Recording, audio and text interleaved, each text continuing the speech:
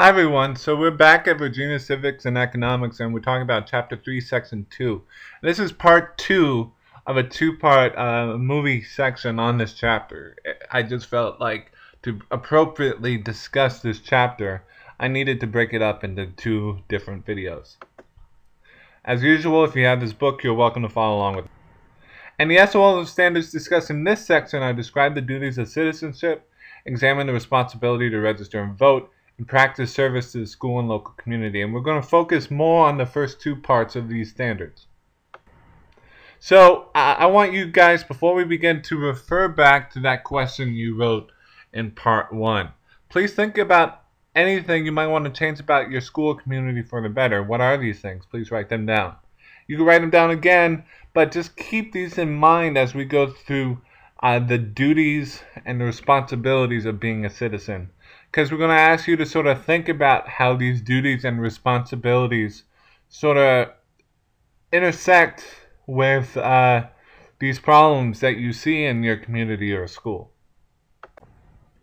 So, to begin, duties of citizenship are to obey the laws, to pay taxes, to serve in the armed forces if called, to serve on a jury or as a witness in court when summoned.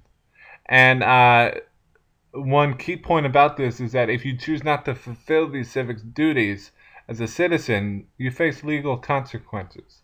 And all these points on this slide are in the SOL, so you need to remember that. Some of the legal consequences you face could be jail time, or it could be a fine of dollar bills that you have to pay the government. So, duties of citizenship, obeying the law. Rule of law is an important vocabulary term here. So, no individual, even the president, is above the law. Officials must make their decisions based on the law, not on personal opinion. That's pretty much what rule of law means. And remember, we talked about a little bit that all social institutions have needs that they meet, but they also have expectations on you and your behavior. And these expectations are often in terms of law. And so as a citizen in this country, in this society, subject to the social institution of government, you're also subject to those expectations that government has. And that rule of law is important. These expectations that government has is important because these laws are designed to ensure peace and order in communities, to ensure that, Dave over there can't steal your iPad without getting in trouble. And so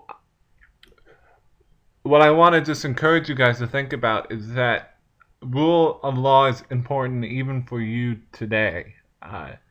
You should follow the law because by following the law, you are helping secure peace and order in society.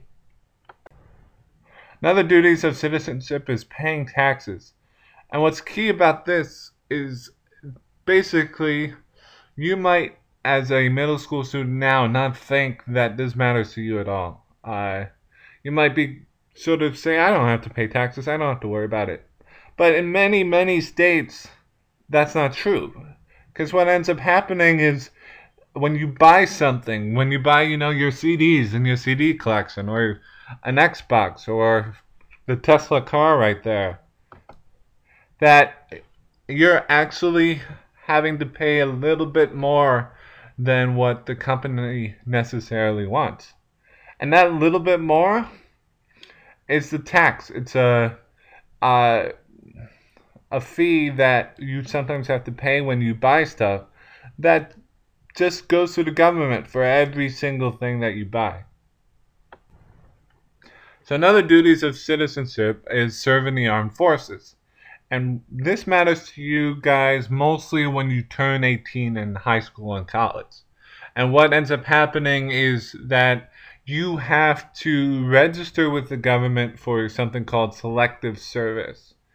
And this does not necessarily mean that, if the government goes to war against someone and needs more soldiers, this doesn't mean that you'll be going into war for the government's sake. You might be drafted to help with the war effort, or drafted to if there's a hurricane, you might be drafted to help during the war. You might be drafted to help with rebuilding. But it also means that the government can call on you and say, we're at war with Iraq and we are losing terribly. We need more soldiers. This often doesn't happen in today's society a lot of times because our volunteer army, the people who actually want to serve in the armed forces, is so strong that we don't often need to resort to the selective service. But just keep in mind, it is something that you have to do in the future. Some people also who actually want to be in the armed forces join something like Army ROTC in high school, and what they do is they do a lot of exercises, do a lot of training you as future potential officers. They help pay for college. There's a lot of good things that come out of it. And there's a lot of good things about going into the Army or Navy or Air Force. They help with a lot of your expenses for a lot of different things. But there's also this thing called conscientious objectors.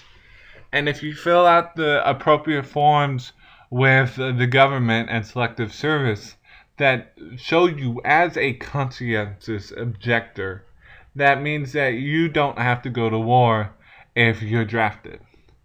But you might, again, be called upon to, work in factories or to rebuild a community or something like that.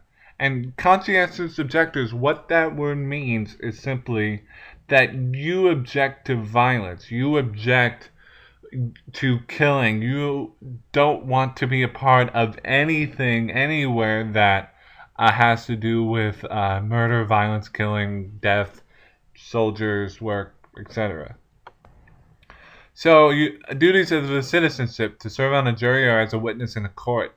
And what these are is no person may be found guilty in this country of a crime unless it can be proved beyond a reasonable doubt. And you may have seen this standard a lot on cop shows that you might watch with your parents at night. And reasonable doubt is a huge standard for law courts and criminal courts. But if you're suing someone, it's a different standard. So I don't want you guys to get confused. We're dealing with crime right here. And two terms you really need to know are jury of peers and witnesses. For jury of peers, the Constitution guarantees that anyone accused of a crime has the right to have a group of average Joes, you can think of it, hear and decide whether that person is guilty or innocent. But you can refuse this jury of peers if you want to. If you get in trouble, you can refuse it and just say, "Judge, I want you to decide my fate." Witnesses are people who have seen events related to a crime or who have special information that might determine the guilt or innocence of a person on trial. And just in general, what I can tell you to really know this duty is to watch an episode of Law and Order: Criminal Intent. Or to watch an episode of, any cop show will really inform you on this. So NCIS will inform you on this a little bit. Bones might inform you on this a little bit. If you watch a cop show, you'll get a feeling for what this means. So now we're at the last section, responsibilities of citizens. They are register and vote, hold elective office, communicate with government officials to influence government actions, serve in voluntary appointed government positions, participate in political campaigns, keep informed regarding current issues, and respect others' right to an equal voice in government. And again, these are all SOL responsibilities that you need to know. But most importantly, you need to keep in mind that these responsibilities are by choice. You choose to do them. You don't have to do them. And these responsibilities are based on this idea of, as citizens of a society, we need to work towards the common good. It's just the right thing to do. And common good, what it means is well-being of all members of a society. So, kind of the idea of you need to help out your neighbor when he's, struggling. And, again, we ought to protect the rights and freedoms of other Americans and make our communities a good place to live. So you got to help out your neighbor. You should help out your friends that are really struggling at certain times. I tell you, sometimes I wouldn't be anywhere where I am today without my friends. So now we're at responsibilities that you have for being a citizen. And so I paired these three together. Register and vote, hold elective office, and keep informing regarding current issues because they all matter for the same purpose.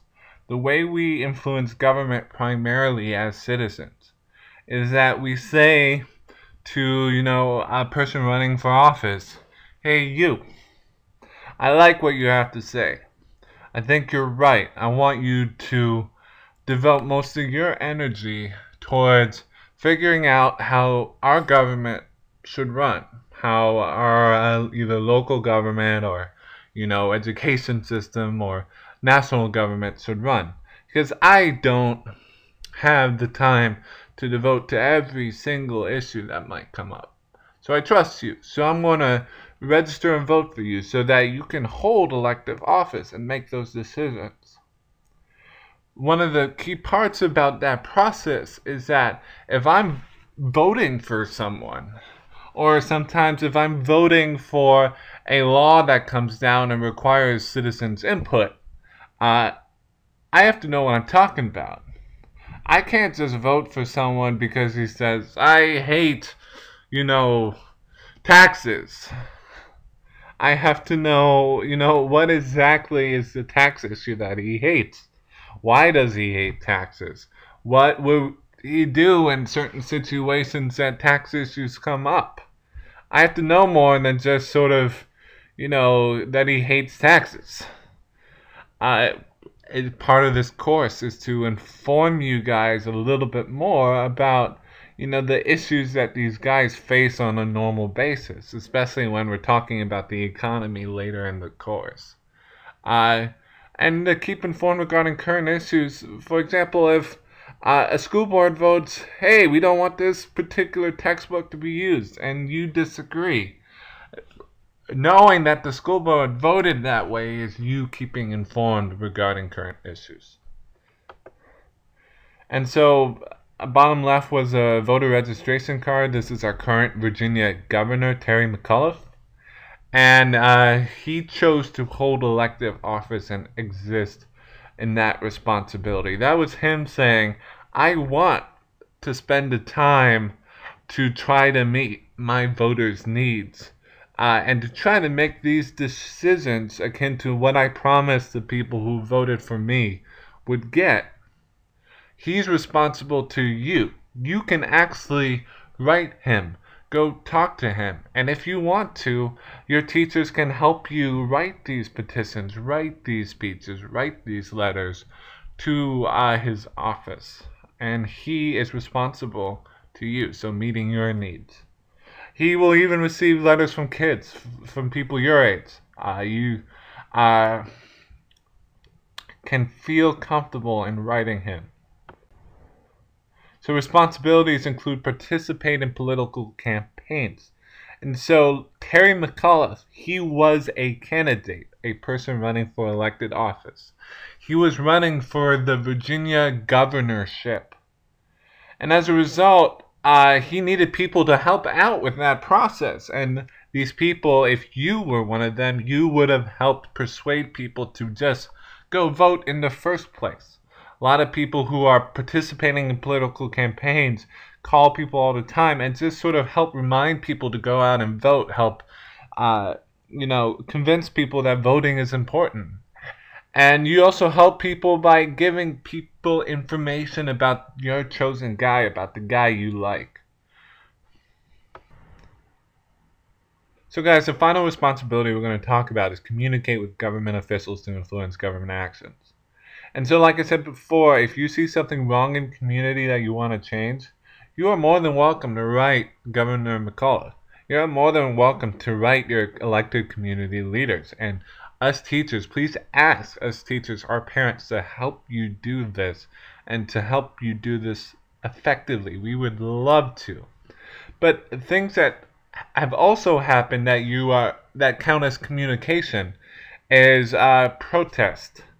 Especially in Ferguson, Missouri, recently there were protests against the shooting of an unarmed African American kid in Ferguson, Missouri.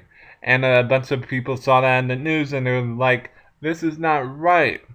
We need this to stop. And so they got out and protested against this. The one thing I do ask is that if you choose to protest something, work with your teachers, work with your parents, work with your pastors, your community leaders. Work to do this the right way. Because in many cases, there were many kids in this Ferguson protest, and many people your age too, that did this the wrong way, that took it as an opportunity to, steal from the local store or to ransack or destroy public property. And it's our job as parents, teachers, community leaders to help you not do that, because that doesn't help the message that you are trying to give to government officials. That doesn't help your cause to cause that destruction. And so I'm bringing this back to this question.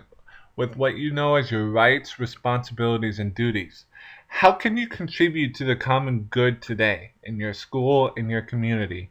How might you use what you've learned so far to do this? Please talk to your parents, teachers, community leaders, anybody you can about this, and please write it on your piece of paper so that you have it with you, and just sort of think about this and talk to people and explore this. Thank you.